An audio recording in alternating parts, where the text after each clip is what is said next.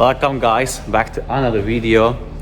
The car came from Rochdale, from Manchester area. The owner, the customer drove 5 hours to us because the local Mazda garage to him couldn't fix the issue, even though they charged him arm and leg, and yet the issue is still there. So let me switch the camera and tell you a little bit more about the car.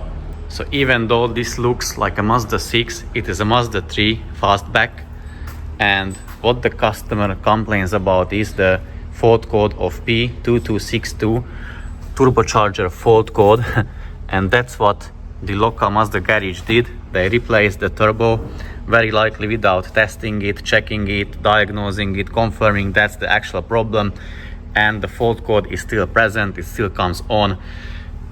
You may know that from my videos that usually that is this sensor like causing the fault code. However, it's not enough only to replace the sensor. There is that pipe which then burnt a hole on it on a previous car, so that needs to be cleaned. Let me show you the actual pipe. So this is the pipe underneath the sensor, and this gets blocked, and this is the one from the CX5 which then is still working on. So here is that hole. Anyways, this gets blocked and it doesn't let the air, the pressure getting through the sensor, and then it doesn't let the pressure to escape from the pipe.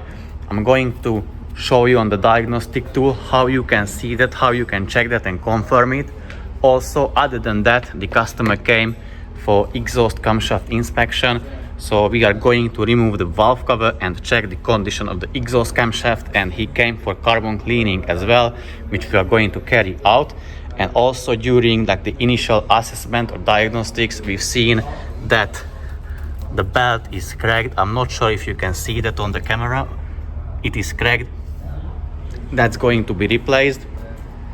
I've checked the oil pressure, and according to the scan tool, it seems fine, but we've seen few exceptions to the rule when even though the oil pressure was fine on the scan tool, on the live data, the oil strainer was getting already blocked because the washers, the injector washers were blowing out.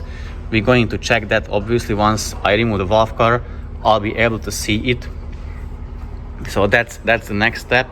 And also, like what I wanted to add, it is funny that like the dealership, who should be like specialists in their cars and the engines, they should have known it, or they should know how to at least diagnose or check it before replacing the parts for the expense of the owner. It is dishonest or unfair, unfortunately. There is nothing, I don't know if there is anything that he can do about it at this point. But anyways, we're going to check that pipe and getting it cleaned and the camshaft. But now let me jump into the car and show you how you can tell if the pipe is getting blocked or blocked, that pipe underneath the sensor. And also I'll show you the oil pressure and few other live data values. So the car has 85,000 miles roughly, no fault codes present at the moment. Let's have a look at the live data values, and as you can see, the oil pressure is fine. But as I said, from experience, guys, if underneath the valve cover around the injector hole there is a carbon buildup, so meaning the washers were blowing out, the sump has to come off to make sure that the strainer is cleaned, and if it needs replacement, replace it, because other than that it can cause a lot more issues and eventually it can seize the engine. But that's not the topic at this point of this video. It may be if we find that there will be injectors blowing out. You can see that shortly in the few next clips. What I wanted to show you is the exhaust pressure sensor values. This is the tricky part. As you can see, because the sensor is the new, it is showing that atmospheric pressure, that 105-ish kPa. And now if I rev the car, I'm going to rev the car to 2,000 to 3,000 RPM. That should rise fairly quickly and to quite high numbers. I would say around 200 sometimes, or a little bit maybe over 200 kPa. Also, often I get asked the range, the values, because sometimes the number turns red because it gets out of the range. Guys, that is the range for the scan tool, only what it thinks it should be okay or it is okay.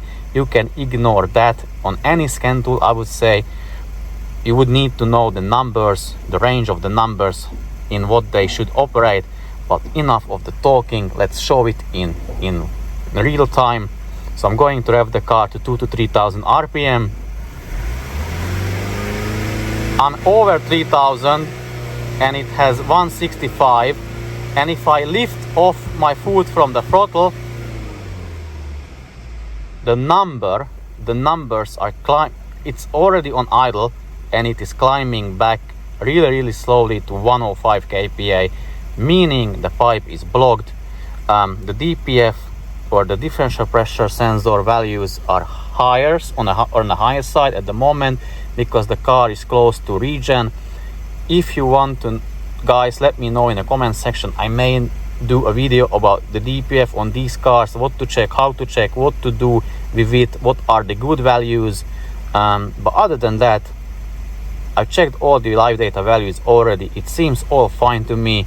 So basically, as I said, let's not waste any more time. I'm going to remove the valve cover and show you what I found underneath, and from after that we're going to carry on with the rest of the jobs. I have removed the intake parts and the valve cover in the meanwhile. Let's take off the oil shower. I removed the bolts.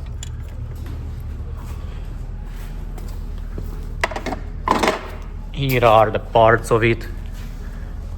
If I'm honest, it doesn't look that bad as usually what we see here. Have a look at the carbon buildup, not that bad, but unfortunately camshaft is worn.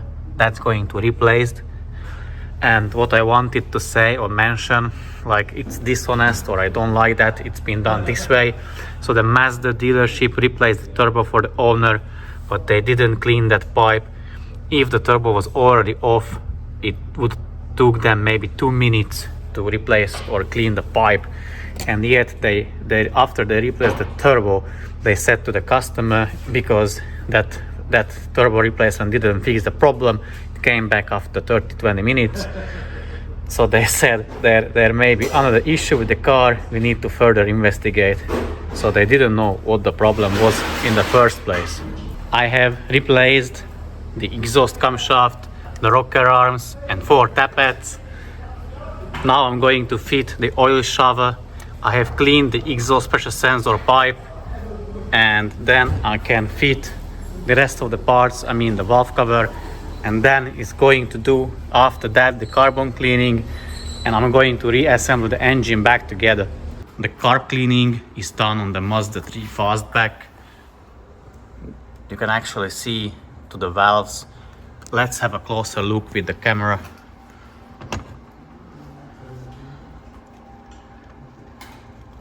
This one, to be honest, turned out really great. Looks amazing. So I'm going to fit back the parts real quick, then prepared it for me. Like, it's still not put together. I need to assemble it together and fit them back to the car, test it. I'm going to do first the live data test and show you the results as well, like comparing the values from that exhaust pressure sensor pipe so you can see it for yourself. Then I'm going for a test drive, and once everything is fine, I'll come back and confirm that the car was successfully fixed. So the Mazda 3 is up and running now. I'm going to jump in real quick and show you the live data values of the exhaust pressure sensor. So here we are in the live data section of that Mazda 3 fastback. Have a look at the exhaust pressure sensor values. At idle it is 105 kPa, and now I'm going to give it a gas, put my feet on the throttle, and you see how quick it climbed or raised and how quick it went back. So now the pipe is unblocked. That's how you could confirm as well, and it is all good. Obviously we are still going to get the test drive done after the bleeding is done of the coolant, and then I'll report back that the car is done and ready to give it back to the owner. So yeah guys, that's why we don't really like when we say always diagnose the problem properly, rather than spend the customer's money on things that he doesn't even need. We think it's unfair and dishonest. Yeah, so this one was it. Thank you very much for watching, and see you soon guys in the very next video. Until then, take care and bye bye.